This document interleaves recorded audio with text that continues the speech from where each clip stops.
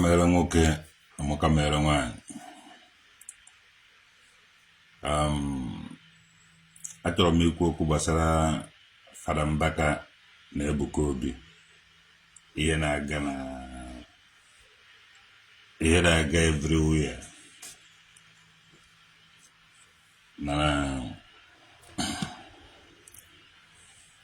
ofu advice m ga-enye everybody bụ onye akparịkwana Fada Mbaka. ọwụ na ị na-eme nkofu, ọwụ na enwere ihe na-eme gị n'isi, onye akparịkwana Fada Mbaka, maka na ị gaghị agba n'ịdị egwu, ị gaghị eme n'ihe nọ na ya.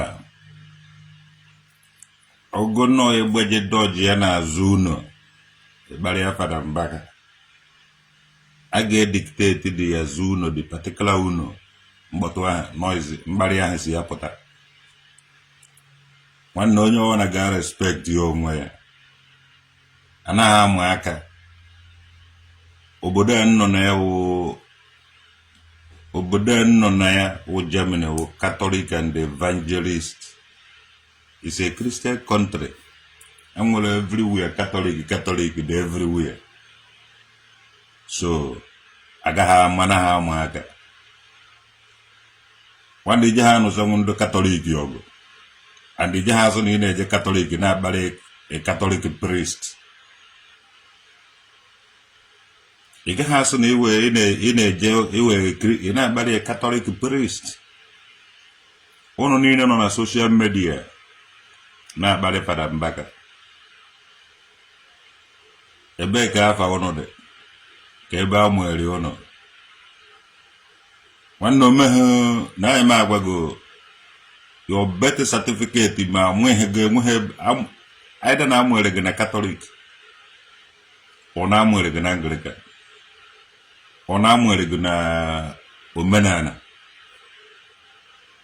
Ihe ndị Germany na-akpọ ndị ụnụ ụka njeheri, ụka nkewasị, the secte. Ibe a na-akpọ ụnụ secte. Ama obodo ọwụ na nwere ahụ a na-akpọ ụnụ ndị ụka njeheri, ụka nkewa, ndụ asịrị gụba agbara otewu ohi ọnụ. Gụọ history ụnụ, jụọ na onye nọ Germany gịrị ka a na-agba secte. Ihe agbara ụnụ. Onye ọrụ na-akparị Fada Mbaka, ị na-eme nnukwute mistake. Ijeghị defend nwunye, ị gaghị apụta nwunye ife. Enwere m ike ịgwa Fada Mbaka okwu, yes, esi from ancient religion, esi from ebe enwere udo na udude nke ndị mụrụ m na-echi, ndị mụrụ m wụ nze na ọzọ.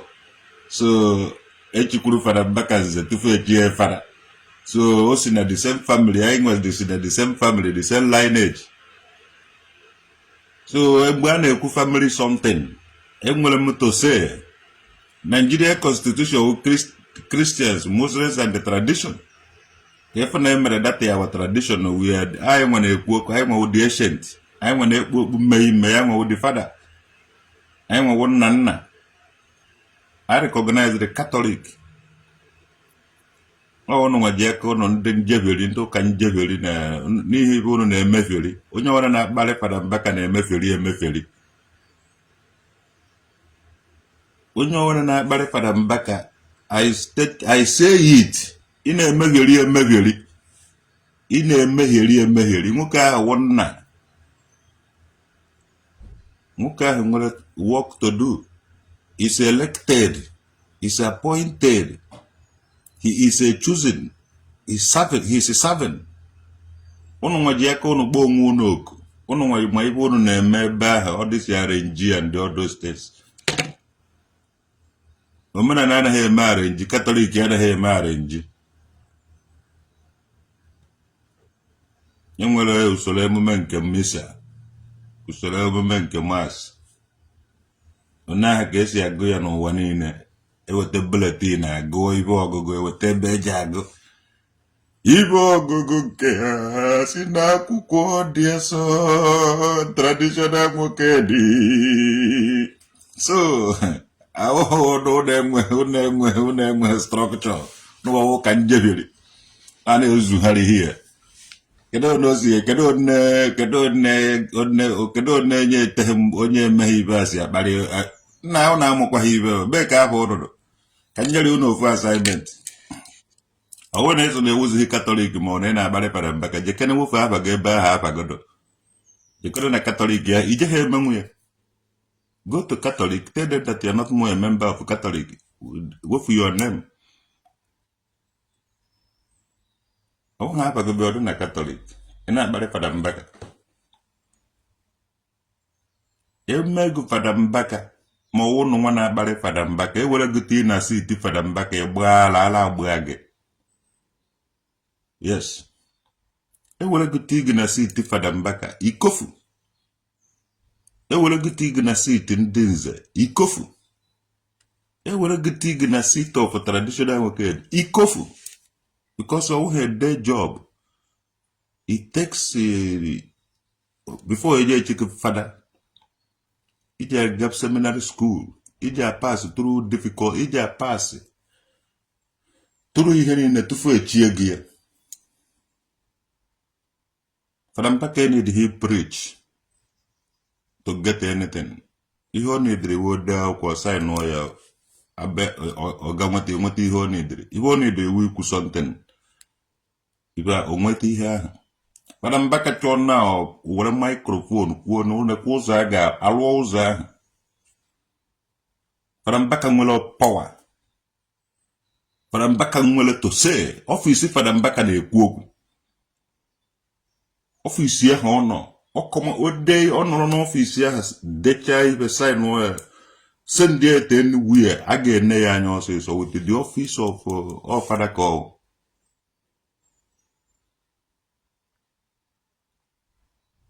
Unu n'ọdịsị unu niile na-eme yahoo na-eme money illegal money launderers na-ebubara dịsị na-akụ ekpegbu na-akụ bandị na-akụ dibe mgbe ejeketa abịa na-afụ na onwe ha nothing. A na-eme illegal money laundering. Ụmụazị be anyị na-eme a lot of things, illegal things ebe niile. A na-achọ ebe esi evuba ya. All this ụka nkewa, ma this nonsense ka unu na-eme. Unu pụta unu anọ na social ka nwetakwa ndị motherfucker. Onye ọwụna kịta jere kparị Fada Mbaka dị ene onye ahụ anya all these people na-eme illegal money launderers. All these people na-eme ihe ọjọọ niile nọ n'ala Igbo na-akparị Fada Mbaka. Na nwoke ahụ decide na-agbara nkịtị na-eme ọdịsị adọrọ chọrọ nwe pawa iti ọgụ ebe ahụ. Fada Mbaka nwere pawa iti ọgụ n'ala Igbo. Fada Mbaka nwere pawa ikwu okwu ibe na-eme n'ala Igbo ahụ ọsịsọ. Ọchọ de petition against all this nonsense ụka nkewasị nọ n'ala Igbo. Ikwu okwu ewepụ isi ọnụ ebe ahụ. Ọha nwawu ndị enyere authority enyere ha ka ha labụ ndị na-ala ka enyere ike ime ihe ọsịsọ ikwu okwu ihe a na-eme. Anya ga school after the Nigerian Biafran Civil War erinayere ya education. Enye anyị buying and selling na after the enyere 20 parts eme onye ọwụna buying and selling. People now manage.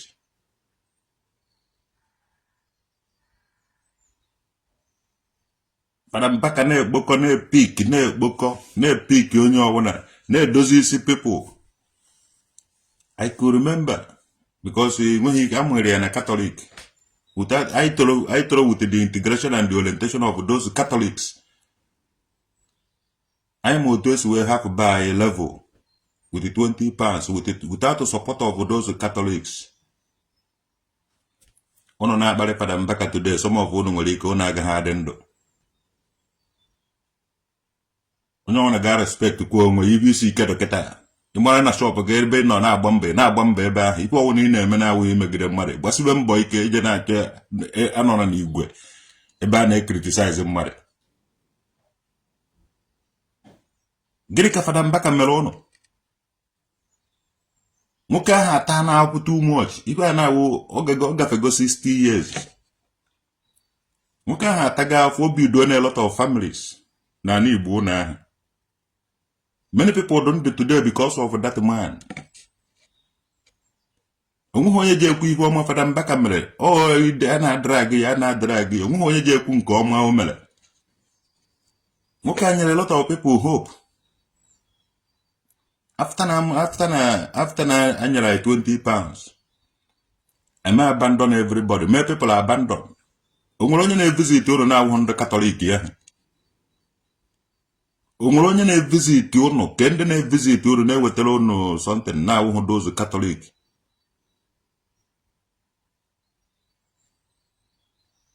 Ndamerenke para. Na respect kweno nguno. Omuhandi nyela ya kabiudu obai. Owu no nwere ndeja asa thank you. Echi. Ondo Catholic ya ka ebro na nanka. Ndo Catholic ya ka ebro ni Suobia. Ndo Catholic ya ka ebro na Ekulobia. Ndo Catholic ya ka ebro ni Igbo. Hano dia for hano dia a lot of the father bere ba or the missionaries no dia. Ha bilie ba nwo dia, ha bichara dia. Kan nwo ba were hand dia Fada Mbaka over. Owo onye gabe no go so go gbajie. Una ama history ono na awuhare ka ba mu nonsense. Come for anybody got drag Fada Mbaka. No awume anon na bennam. Na emelo onwe omenanam. Mana enwe owu ka mbam kete mmade drag ya Fada Mbaka ma wo drag ya Fada Mbaka kenu let Fada Mbaka or all those in the Fada. Onye wana ga drag na mwa ga so jog. Adinjide ga emelo mmade because all these people help lie do ba yo to hold it. Omena na ina eme today I preserve today. Those Catholic help go preserve all the good ones. Those Catholic help to preserve all the good ones. If you don't know now, you know. Yera Fada Mbaka Memorial Secondary School do na Ekulobia. Kifu tais na preserve kwa dio mena all Catholic. Ni na egbu bread today na yi akwa isi ago. Na apata kwuo okwu mmadu akwụrụ ga n'azụ. Kedu ndị kwụ ga n'azụ aha? Those Catholics. If not, onye wana kari inferiority complex, ndị agbakọtara azụ, the people emela abandon. Emela ya abandon. Nya 20 pounds. Onye wana agbakọta ya azụ properties, seize properties, may every damn thing. All those Catholic take it up to themselves. Na una etete gonola, una amaghị ndị gbuchiri unu mgbe unu na-arahụ ụra. Una amaghị ndị nọdịa for unu nwa mgbe unu na-arahụ ụra. All those Catholics. Inye Fada Mbaka ekene, ojenye ndị ọcha. Because those in Docha, I to Kuteheve, some of them I for Hanando. Some of them Muleba and Dangering her dear. Indigent to have a chuaja because of you. Utukwasio Kona goes where fear your no fear your noana. Utunda Mulais were jog. Utu one in us were Bokataka and Butchers Munai, Mande Wopple Wopu. Send there at Ivory Coast, Equatorial Guinea. Gabon and Satome. You get how their history from all this Omo Chaka Bones. You get how their history from all this Omo Do Kanjevili. Mana the history be Japuya when you na Catholic. Your Fada Mbaka no only key with that. All the documented, you have documented all the history. It's your Nigeria men and Momanana. In I go back to root in a menka. One neighbor name will experiment. These people documentary history ono. Hajie mmụọ unu niile nọ n'ime Catholic afụbeghị onye nwa mmụọ ahụ menwuriro mmụọ ahụ na-eme ka ewepụta mmụọ ahụ artifact unu niile nọ n'ime unu ụka ahụ they preserve it mgbe ndị ụwa na-achọ ka avụsasị ya ma ọ ga-emebi isi they preserve it every history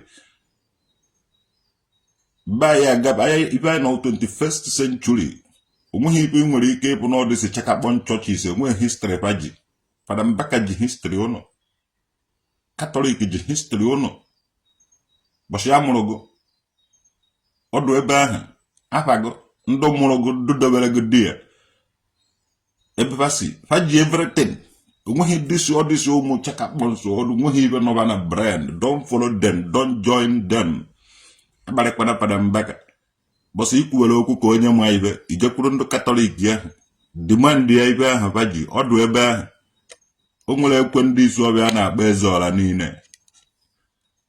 Ezeọla niile dị n'ime Catholic ọ dị na St. Patrick Catholic Church ebe ahụ ndị Mansaba na-eme practice asa vụrụ m asụmansaba anya hụrụ mmụọ na dịka mmụọ ahụchara m ndị ichie bụ ife niile ọdụ ebe ahụ emeghị ihe mmebi ọnọka ahụ ọ mgbe i jiri dimandị ya enye gị ya onye nọkọta isi ijere aza ịsọrọ ịwụ nwa be nwoke dị iprove ha ibe gosiri na ịwụ nwa be nwoke dị iji akpa akwụkwọ mmụọ ịkpatazuo ya mara na ọgụ nwere nye gedete ndị nara ụwa ndị nara mmụọ ji abịa ụwa and mgbe ha bịara ụwa ha ji eje fama ebe ife fedo yes nye dị ndụ today otu ha si wee preserve ibe niile n'ime unu ka esikwa preserve oge nwa ịdị ndụ today ịma history gị ị na-eje akparị Fada Mbaka ọkụkọ si na akwa kụwafụ fụta tụtụrụ ọkpazọdọ n'enu akwa mana ọ n'ime akwa ahụ ka ọ nọ since onye ọ na respect each other all this fluff all this ụmụ agahu all this ụmụ commerce all this ụmụ slow all this ụmụ yahoo respect ya na onwe ụnụ ọ ife ọjọọ ụnụ mere na-achọ ụnụ but I tell you can't run away from ebe a mụrụ gị ị nweghị ike ịgba ọsọ ịgbacha ọsọ o nwere ndị ji ga-eje na-anụ afa gị bọsị eji akpa afa gị onye dị otu a mụrụ ya hie dezikwa ka ọ na-emehiori ndị katọlik nwere sensi ha ji histri ọ na-ịkpagharịcha ha ma onye ewu they know you not know yourself ị maghị onye ewu mana enwere ndụ ma onye ewu ọfụma Fada Mbaka ma onye owu na wụ ụmụ gị ọfụma mara ibe na-eme gị mara agwụ na-akpa gị mara n'ibe eji awe mee gị edo mma ọma gị ọfụma ọ gara skuulu ọ gara how many years ka o spendiri ọ gara skuulu seminary school gaa ife niile ahụ Fada Mbaka ma onye ewu na French ụmụ onye ewu na Latin ụmụ onye ewu na Hausa ụmụ onye ewu ọ na-asụ different languages and o ji different languages ya mara onye ewu ụnụ wụchakakpọ nsụ na-eme ụnụ amaghị ibe ọsịsọ yes ọ dị ka m nwa na onye nọ na wụrụ m chegen eji m every history about you nwanne ibe ọwụna ị na-eme ama m go I know you but ị maghị onye ewu onwe ndị ji agụ gị dama onye but ị maghị onye ewu yes Fada Mbaka as long as na Fada Mbaka the concern with the age nwanne ọmụ onye ewu you know you but they don't know who you are ọ ya ka iji ezuzu ha unu ji ezuzu ha na-akparị ya nwoke ahụ wee wise man ọcha obere na ofu agụ sọnsọ ya ibe ọ na ị na-edere bi ebe ahụ jụọ ya ọ gwa gị ya ndị a na-akpọ wise man wise man ndị oke amamihe onye ahụ onye oke amamihe mbụ Fada Mbaka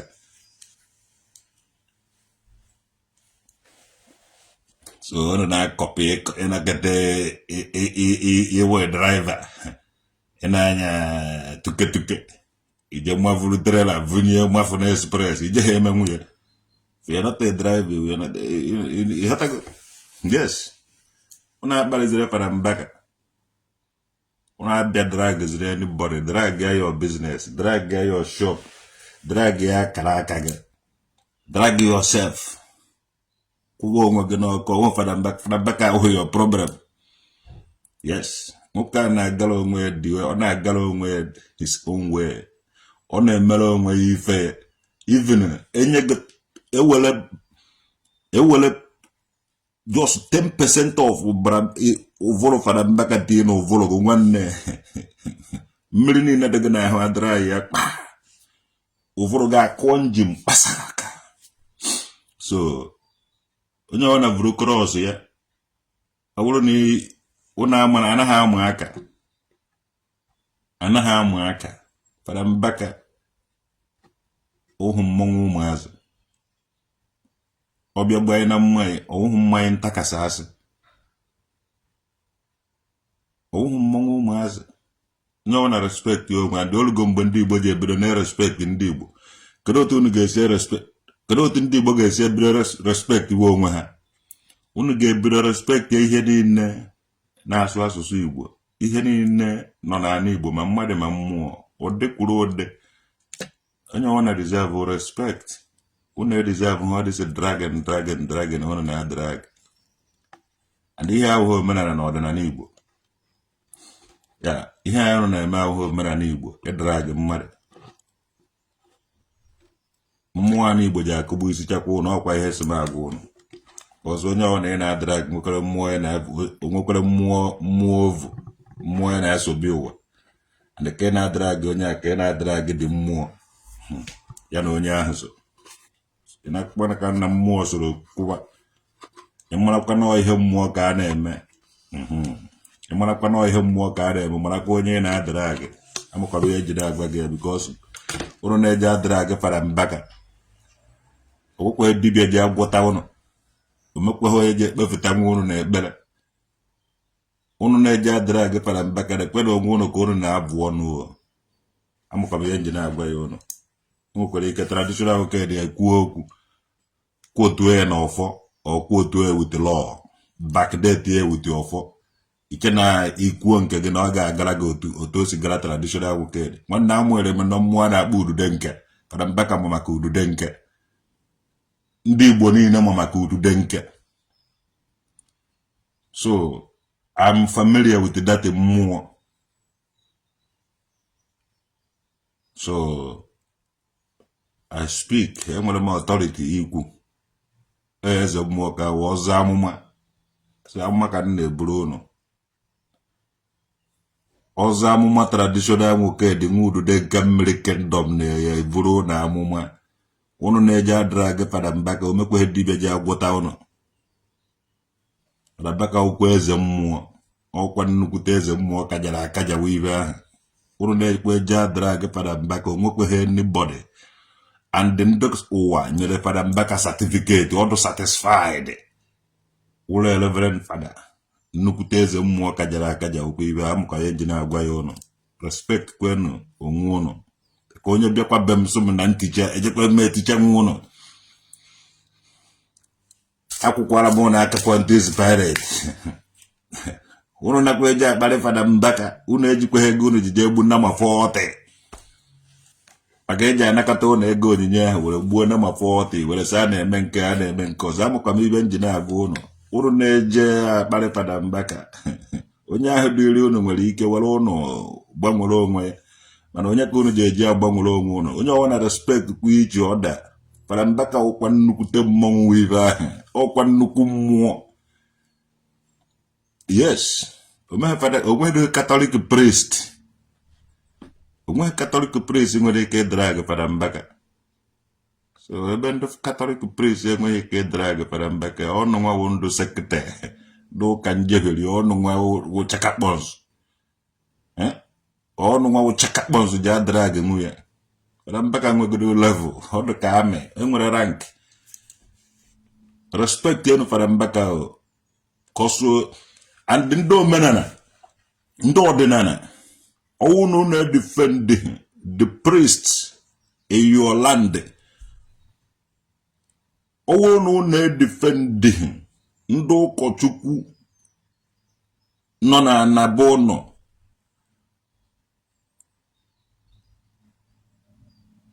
ọfọdụ ejide ụnụ ọrịkwa nchado na ọfọ ahụ unu ji defend ndị ụkọchukwu nọ na anaba ụnọ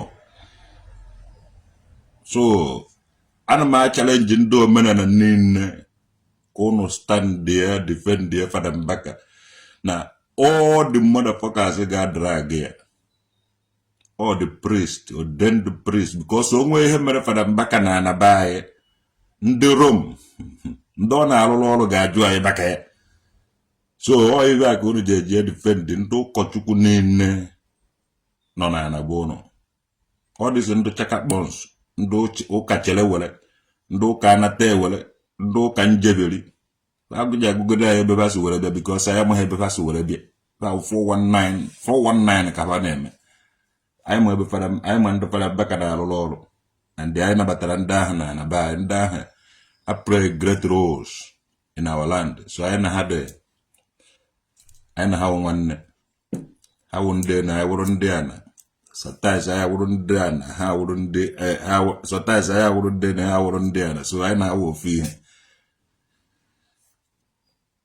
unu ga-edefend ha ndị ọdịnala niile ndị eze mmụọ niile nọ na ana Igbo unu ga-edefend ndị ụkọchukwu niile nọbụ unu onye chakakpọmọwụ na onye ụka njeberi ọwụ na mesịrị up anyị agwa anyị na ndị ahụ na we work together so maka mere unu